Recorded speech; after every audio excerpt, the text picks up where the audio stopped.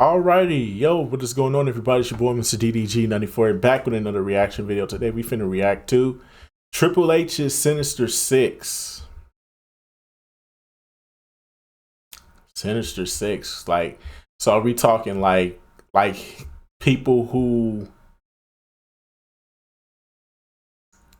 would more than likely be his biggest rivals?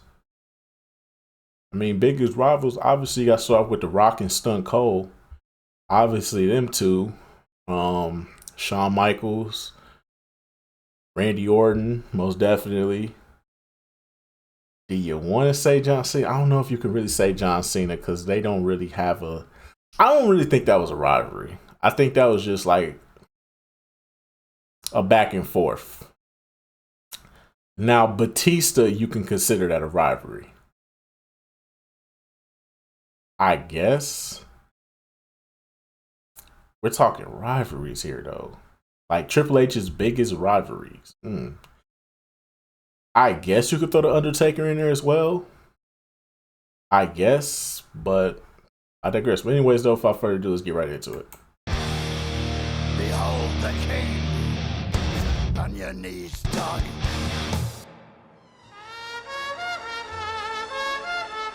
Open the window, Hunter. Oh no, it looks like our boy Triple H is in a bit of a pickle. But who are these 6 individuals that have come to jump him? Realistically, we could have called this video the Sinister 66 because Triple H has wronged a few people. Oh, I forgot about Kurt Angle. Number 6. I forgot about Kurt Angle. How could I forget about Kurt Angle? Most definitely. I don't fuck with Run DMC, but I fuck with the remix DMX song. I ain't heard this in years, though. It all began in the 90s, during the most rebellious era of wrestling. DX was born out of that chaos with Shawn Michaels and Triple H at its core. Like two colliding supernovas, they created a black hole that defied all the rules. Took over WWF with a new level of riz. Hey, yo. They were brothers in arms, two wolves on the hunt. But fate had other plans. In 1998, Shawn Michaels was forced to leave the ring. After a grueling match at WrestleMania 14, the heart of DX was ripped out. Triple H, with no choice but to carry on, stepped into the spotlight alone. He didn't just survive, in fact, he thrived, evolving into the Game. Yet no matter how high Triple H rose, the shadow of Shawn Michaels lingered. A ghost of what was, a ghost of what could be better. Ooh. 4 years later, the world watched as Shawn Michaels made his miraculous return, ready to stand shoulder to shoulder with his best friend once again. This is the Game. Cold, calculated, tore Shawn Michaels apart. What followed was a saga of brutality. From SummerSlam's bloodied battleground in 2002 to the legendary Hell in a Cell in Bad Blood in 2004, they pushed each other to the limit. Every punch, every steel chair shot felt personal. It wasn't just about winning, it was about who was actually the good part of DX. With every encounter, their story became more and more gripping, as if we were all witnessing a tragic Shakespearean tale of friendship, betrayal, and redemption unfolding right before our eyes. Their relationship would remain unrepairable. Until 2006, where the animosity faded, the battles they waged forged a respect so deep it could only be described as brotherhood. Which one of us has not had a blood feud with a sibling before? They reunited, reforming DX once again, this time as wiser, more seasoned version of themselves. It was a reunion that wasn't just about nostalgia, it was a celebration of a war they'd survived, and the bond they endured through it all. Behind the scenes, they became the pillars of WWE, guiding the next generation. Number 5. Most definitely. Is cooking.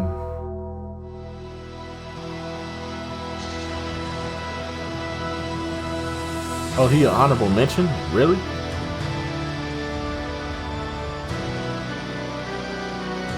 I wouldn't consider The Rock an honorable mention. I think The Rock and Triple H, they had battles back in the day. They used to go to war. After Shawn Michaels was done lollygagging around with Triple H, he realized he needed to make his second run an impactful one. And what was more impactful than breaking the streak? So in 2009, in 2010, Oh. But Triple H, who was always trying to eclipse Shawn Michaels, wasn't ready to let the chapter close just yet. Fueled by the desire to avenge his fallen friend and prove the streak wasn't as untouchable and prove that he was better than Shawn Michaels, Triple H stepped into that void. Oh. Triple H, just like Shawn Michaels, had fallen short, but the story didn't end there. Just like Shawn Michaels before him, he got back on that horse. In 2012, WrestleMania 28, this was an end of an era, locked inside the unforgiving steel walls of a Hell in a Cell. And in an almost poetic twist, Shawn Michaels was the special guest referee, standing between his two greatest rivals. The air was thick with history. Inside that cell, it was more than just physicality, it was emotion. Clashed in a battle that felt like a closing of a chapter of a wrestling generation. But it wasn't a defeat that defined this match. It was the image of all three men broken and bruised. The true end of the Attitude Era. Number 4. Wait, how can we talk about the Attitude Era without talking about... Most definitely. Most definitely this rivalry for sure. I did this for The Rock.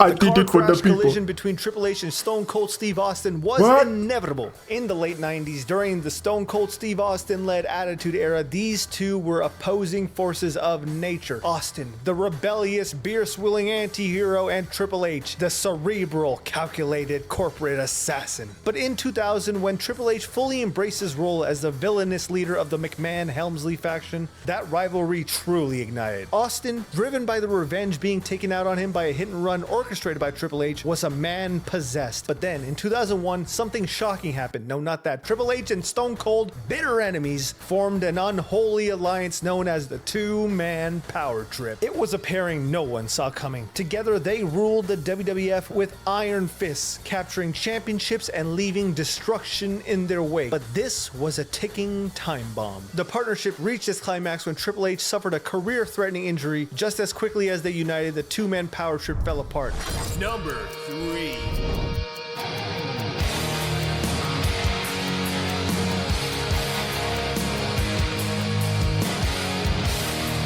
In 2002, Triple H took a small trip down to Ohio. I see what you Valley. did He saw there. some hot dudes, and one. I see what you did there. You put John Cena. You took John Cena because we can't see you. I see what you did there. One of the hottest dudes he saw, a young, brash, and immensely talented prodigy, Randy Keith Orton. So he took him under his wing alongside Batista and Ric Flair, forming Evolution. What is it? I don't know, man. It's a mystery. Don't ask. Triple H groomed Orton to be the future of WWE, and for years, Orton played this part as the legend killer. While learning the craft from the game himself, they were unstoppable as a faction, holding nearly every major championship, but as Orton's star rose, so did the tension. Triple H couldn't tolerate being overshadowed. Oh man, Stone Cold got so lucky with that injury. Their climactic moment came in 2004 when Randy Orton became the youngest world heavyweight champion in WWE history. The victory was supposed to be Evolution's crowning achievement. Triple H, jealous of Orton's career, betrayed him, complete with an iconic thumbs up, no, you got pranked thumbs down moment. Orton's rise became his downfall. Years later, the two would reignite their feud in 2009, with Orton fully embracing his role as the villainous Viper. Oh no, the weapons that I formed against the world have now been used against me. Who could have seen this coming? The student had grown into his own legend. And giving Stephanie a little kiss. What about the other student of Triple H's school? Number 2. The actor. Come on, Chief. In the early 2000s, Batista was Evolution's enforcer, the muscle behind Triple H's cerebral strategy. Alongside Randy Orton, Batista was hand-picked in the OVW 2002 class by Triple H to be the future of WWE, standing loyally by Triple H's side and crushing anybody who dared to challenge their dominance. But as Batista grew more confident, cracks began to form in the foundation of Evolution. The question wasn't if Batista would challenge Triple H, it was when. I think Batista paid attention during Randy Orton's betrayal. He was very close. Their climax would come in 2005 when Batista won the Royal Rumble and Vince McMahon tore both of his quads, stayed loyal to the man who had given him everything and taught him how to fish, or challenge him for the world title. The tension built week by week until Batista made his fateful decision and used Triple H's patented prank, against him. At WrestleMania 21, in front of a roaring crowd, Batista had defeated Triple H in a career-defining moment. Years later, the two would unite, but the dynamic had shifted, even asking Triple H to do the honors of giving him his one last match. The students of Evolution always remained cordial with Triple H because they knew the closer they remained with him, the more power that they had.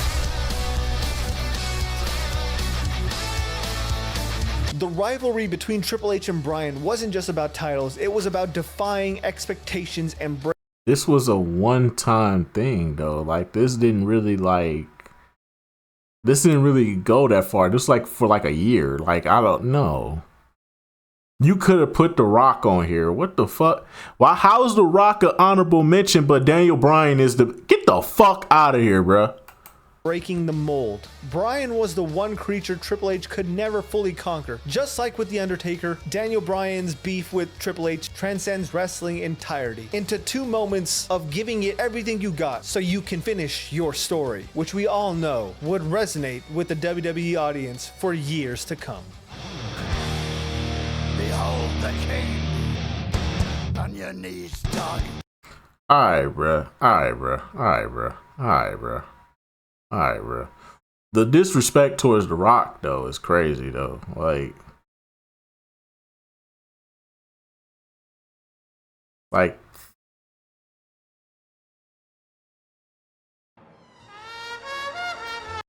Like, come on, dog. On your knees, dog. Like, the fact that you put Daniel Bryan at number 1, I can see you one of them marks. You one of them marks that, yeah. You put Daniel Bryan at number 1 over The Rock, who has had bangers with Triple H in the past. 5-star classics. So you mean to tell me that the one match that Triple H and Daniel Bryan had against each other equates to him being part of a Sinister set? Get the fuck out of here, bro. One match compared to all the bangers that Triple H and The Rock had? Alright, bro. I see the type of mark you are. But anyway, so I just gonna about do it for this one. I will see y'all in the next video, bro. Till then, peace out.